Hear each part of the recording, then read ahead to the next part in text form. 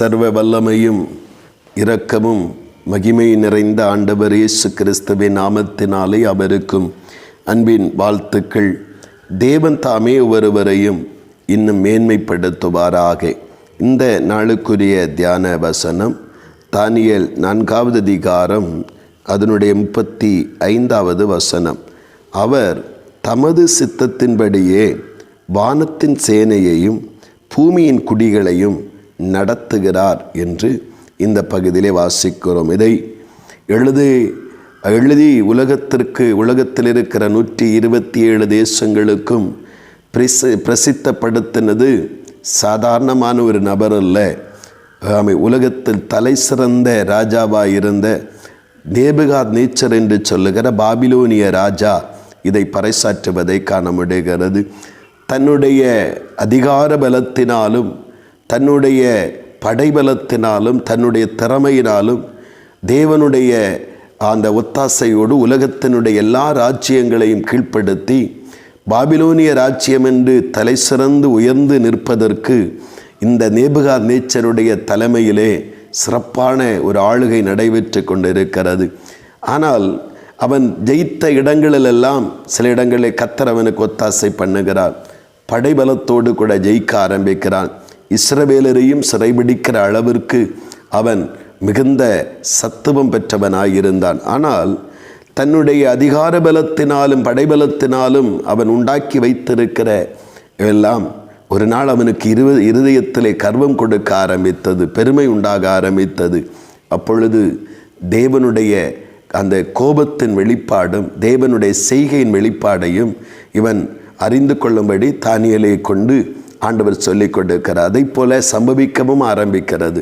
மனிதனாய் பிரபல்யமாய் மகிமையாய் இருந்தவன் மாட்டை போல புல்லை தின்கிற அளவிற்கு தாழ்த்தப்படுகிறான். ஆனால் அவன் தன்னுடைய தவறை பெருமையை உணர்ந்து அவன் மறுபடியும் கர்த்தரை நோக்கி அவன் விண்ணப்பம் பண்ணும் பொழுது பழைய முந்தின நிலைக்கு நேராய் கர்த்தர் அவனை செம்மைப்படுத்துவதை காண முடிகிறது. அவன் சொல்லுகிறான், அவர் தமது சித்தத்தின்படியே வானத்தின் சேனையும் பூமியின் குடிகளையும் நடத்துகிறார் என்று சொல்லுகிறான். இன்றைக்கு மனிதன் தன்னுடைய பலத்தினாலே எதையும் சாதித்து விடலாம், எதையும் மேற்கொண்டு விடலாம். தன்னுடைய அறிவினாலும் தன்னுடைய அகங்காரங்களினாலும் இன்றைக்கு மனிதன் தேவ பயமற்றவனாய் மனம் போல நடக்க ஆரம்பிக்கிறான். ஆனால் ஒன்று மனித குலத்திற்கு தெரிந்து கொள்ள வேண்டியது, கர்த்தர் எதையானாலும் துன்மார்க்கனையானாலும் நீதிமானையானாலும் அவருடைய சித்தத்தின்படியாகத்தான் நடத்துகிறார். அப்போ துன்மார்க்கரை ரட்சிக்க வேண்டியதுதானே என்று சொல்லுகிற ஒரு வாதம் நமக்கு வரும். அப்படியல்ல, அவனுக்கு சுயாதீனத்தை கொடுக்கிறார். அந்த ரட்சிப்பு என்பது அடுத்த பகுதி. ஆனால் எல்லாரையும் நடத்துகிறது கர்த்தருடைய செயலாக இருக்கிறது.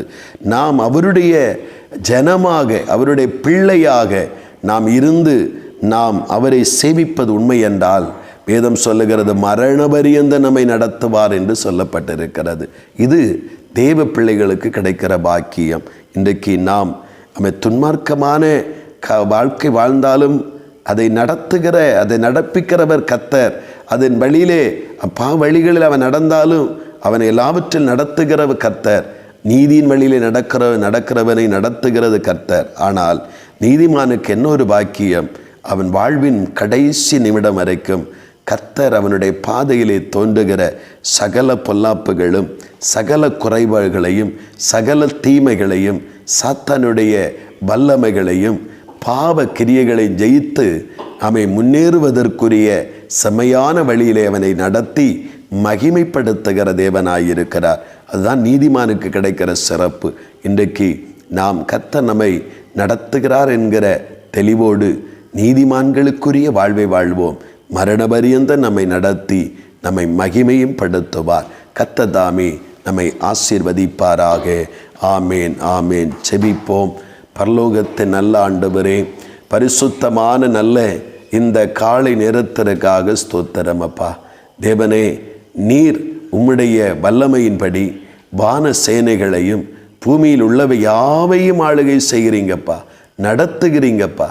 உம்முடைய நடத்துதல் எல்லாருக்கும் உண்டு. ஆனால் நீதியின் பாதையிலே உம்முடைய வழிகளிலே நடக்கிறவர்களுக்கு கர்த்தர் சமாதானத்தையும் சந்தோஷத்தையும் பாதுகாப்பையும் பரிசுத்தத்தையும் அருளி அவனை முடிவிலே மகிமையில் ஏற்றுக்கொள்ளுகிறீர். அந்த நாள் நடத்துதலுக்காக ஸ்தோத்திரம். நாங்கள் நீதிமான்களாய் நடந்து கொள்ள கிருபை பாராட்டும். இயேசு கிறிஸ்துவின் மூலம் செபிக்கிறோம் ஜீவனுள்ள நல்ல பிதாவே. ஆமேன், ஆமேன்.